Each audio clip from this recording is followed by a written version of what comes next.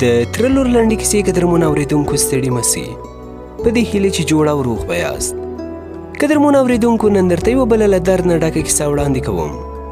هیله لرم چې تر پایه راسره مل پاته سي او د خوښۍ وړ مو وګرځي.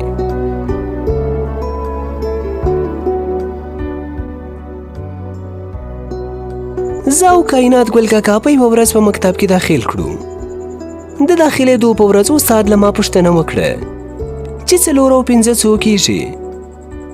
ما ورته ژر چې کائنات له ما مخکې نسي وویل 7 کېږي چې کائنات را باندې خندا وکړه. هغې ښه په سوچ او فکر سره وویل استاد 9 کېږي. ښوونکي کائنات ته شاباسۍ ورکړه او زما رنګ تک زړ واوښت. له هغې ورځې مې د کائنات سره کینه پیدا سوه. ګل کاکا او د کورنۍ ټول غړو په دې مشوره وکړه چې سادات او کائنات به یو ځای مکتب ته ځي ورځي. خو زه په دې پرېکړه راضي نه وم ځکه چې زه به هر سهار وختي راپاڅېدم او داس او لمونځ به مې کاوه. زر زر به مې د مکتب جامې اچولې او تیار به سوم. خو کائنات به لا د خوبه نه وه راپاڅېدلې چې اکثره وخت به موږ ناوخته وو او وهل به مو خوړل. له کائنات سره تګ راتګ پر ما بوج نه بلکې عذاب و ځکه چې زما ټول معلومات به یې زما پلار ته ورکول چې نن یې په مکتب کې جنګ کړي، نن یې کورنۍ دنده نه ولیکلې او داسې نور. یوه ورځ مې په مکتب کې جنګ وکړ چې د هلک سر مات سو. کائنات ته مې ډېر وویل چې خیر دی کور ته څه مه وایه. هغې هم راسره ومنله خو ویل یې په یو شرط چې زما بکسه به تر کوره وړې او ما ته به باجي وایې. ما هم ورسره ومنله. بکسه مې ترې واخیسته او تر کوره مې ورته 100 ځله باجي وویل.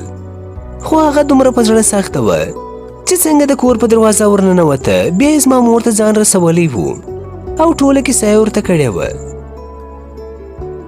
بس سر به مو څه خوږوم خو زما او د کائنات ژوند همداسې روان و او وختونه تېرېدل.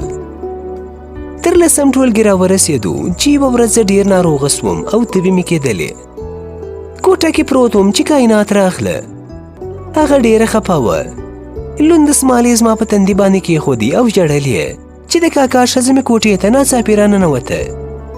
د خپلې لور په سترګو کې چې اوښکې ولیدې په غوسه یې ورته وویل چې ناروغه سادات دي او 2مه ورځ چې مکتب ته نه ځې. ورکه سه زما له سترګو. چې کائنات لاړه د کاکا ښځې مې ما ته یخني شوروا راوړې وه. په خپلو لاسونو یې راکړه. راته ویې ویل چې مور ته دې څه مه وایه. ما هم ورته د هو په معنا سر وخوځاوه.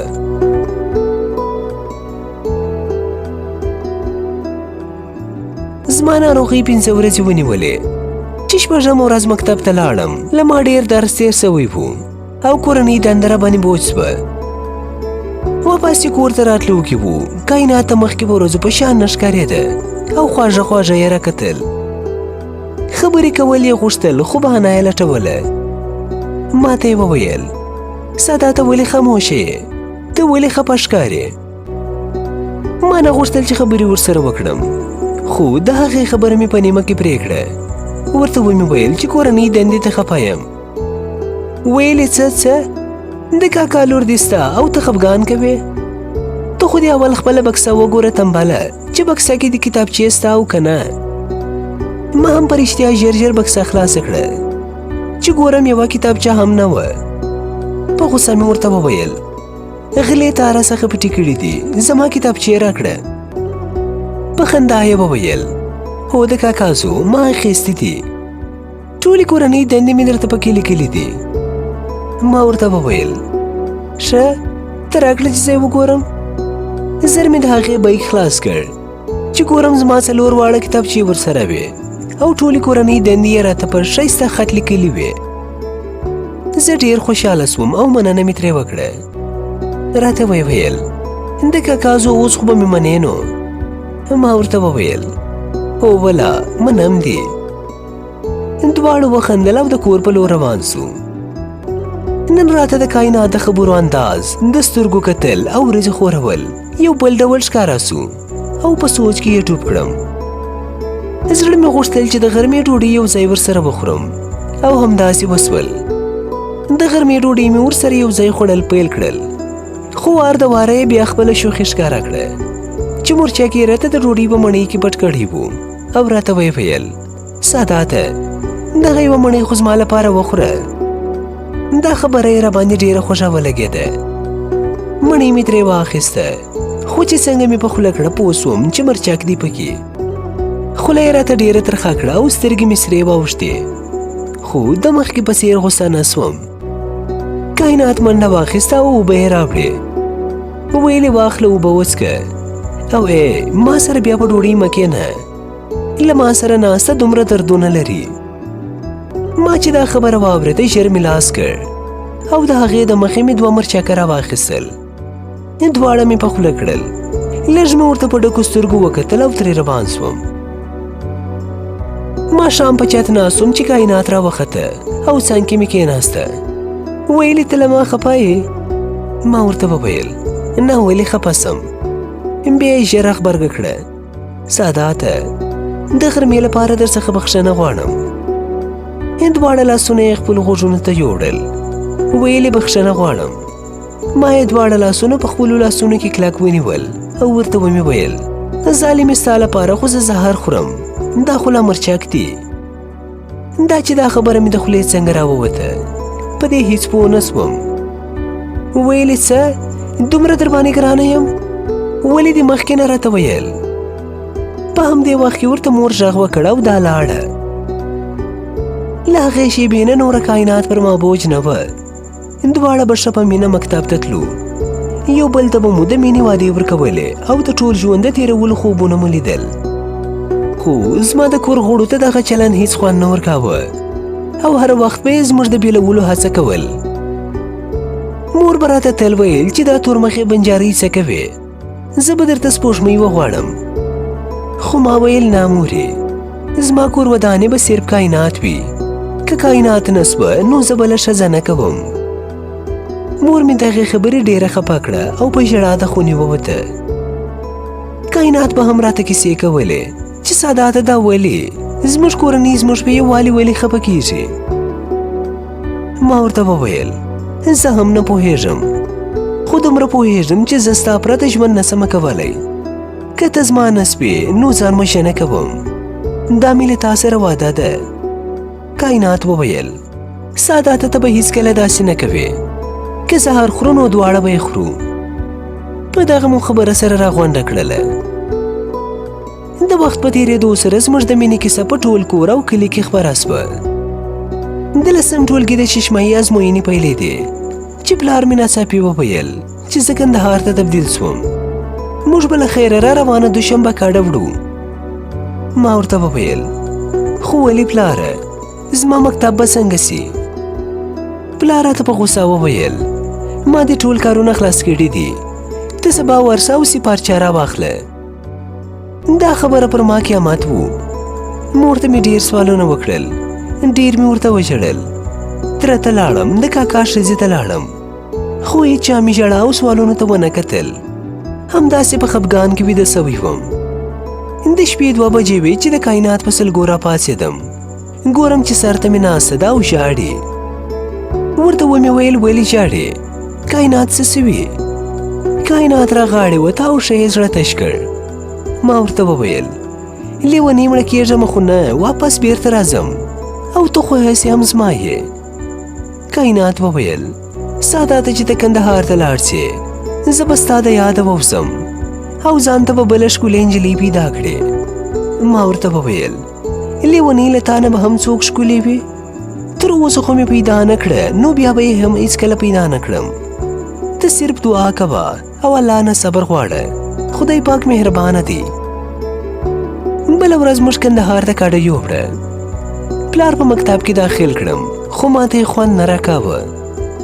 په لاره چې بتلم نو د کائنات شوخې خبرې سترګې وهل به راته مخې مخې ته کېدل او په ژړا به کور ته راغلم. مور مې هم را سره ځورېده او اکثره وخت به یې له ما سره یو ځای ژړل. د صبر دعاګانې به یې راته کولې. ما ته ډېر خفګان راکړي. زه حیران شوم چې ولې زموږ کورنۍ زموږ په مینه ځورېږي، ځکه پلار او تره خو مې یو له بله سره ډېر ګران وو. سهار زموږ ګاونډي د یو زیارت ورته ویلي وو. زه یې هلته هم بوتلم او دعاګانې یې وکړې، خو د صبر دعا وې. چې کور ته راورسېدم زړه مې ډېر راتنګ سو. نور یې هیڅ صبر نه کاوه او د کائنات لیدل یې غوښتل. لاړم خونې ته، د کائنات په لاس لیکل سوی نوټ مې راواخیست او هره کتابچه مې پاڼه په پاڼه ښکل کړه. ناڅاپه مې په خط سترګې ولګېدې چې ګورم لیکل سوي وو: د کاکازو ډېره مینه در سره لرم. خیر دی، بغیر له مانه چاته مه ګوره، زه وریږم. زه خبره یم چې سبا تا سره مینه لري. هغه له مانه ښکلې هم ده، خو خیر دی ته ورته مه ګوره. وسلام. سبا زموږ ټولګیواله وه. په اخره کې یې بیا لیکلي وو: ساده ته مینه در سره لرم، او زړه یې رسم کړی وو. ما چې دا خط ولیدی، ښه په چغو چغو مې ورته وژړل. چې سهار شو د مکتب په بهانه لاړم، سیده مې د غزني اډې ته ځان ورساوه. بیا کابل او بیا جلال آباد ته ورسېدم. له کندهاره تر جلال آباده تقریبا 450 کیلومتره لاره ده چې له ساعته مزل څخه وروسته کور ته ماښام ورسېدم. ټول ماته په انتظار وو. داسې ښکارېده لکه پلار چې مې ورته زنګ وهلی وي. ټولو راته ستړی مسې وکړل، خو کائنات مې ونه لیده. ژر مې تپوس ترې وکړ چې کائنات چیرې ده، خو هیچا جواب رانه کړ. د کاکا ښځې مې راته وویل: ساده ته لاړ شه، مخ او لاس دې ومینځه، اول ډوډۍ وخوره او ویده شه، سبا ته به خبرې کوو. ما ویل سمه ده. چې شپه سوه خپلې زړې خونې ته لاړم. کرل او ریبل مې کول چې په دې وخت کې دروازه په کلاره ټک ټک سوه. ما هم دروازه خلاصه پرېښې وه. پوهېدم چې کائنات به راځي. کائنات ور را خلاص کړ او ژر یې رامنډه کړه. کلک یې غېږه کې ونیولم. ما ورته وویل: لیونۍ ته ولې ژاړې؟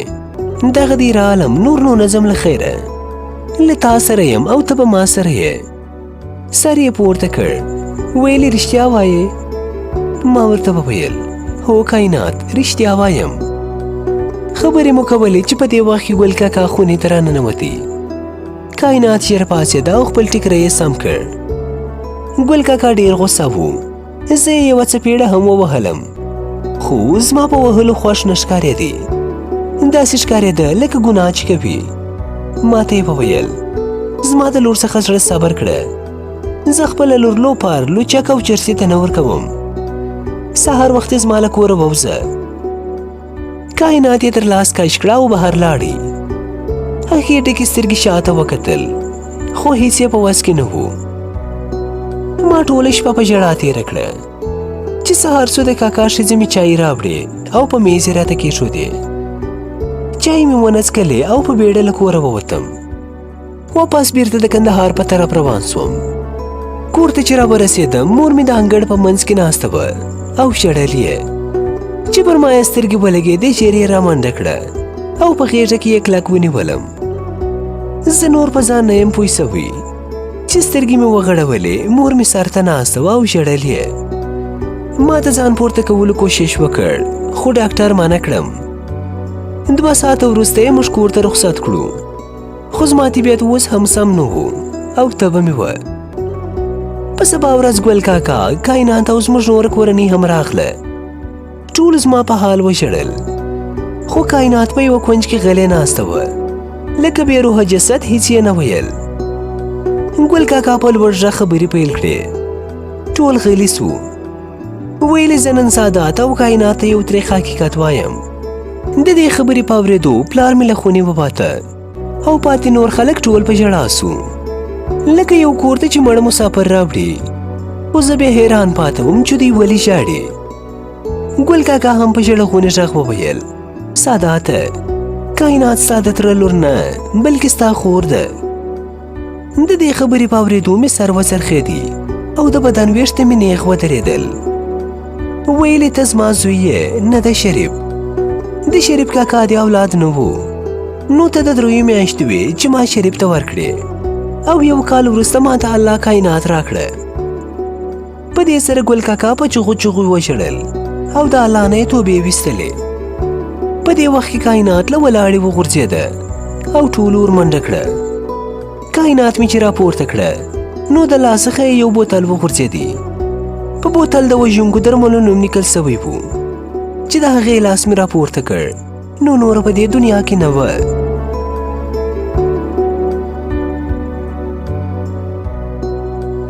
درنو اوریدونکو دا کیسه پر همدې ځای پای ته ورسېده په دې هیله چې د خوښۍ وړ مو ګرځېدلې وي. تر بیا د الله په امان.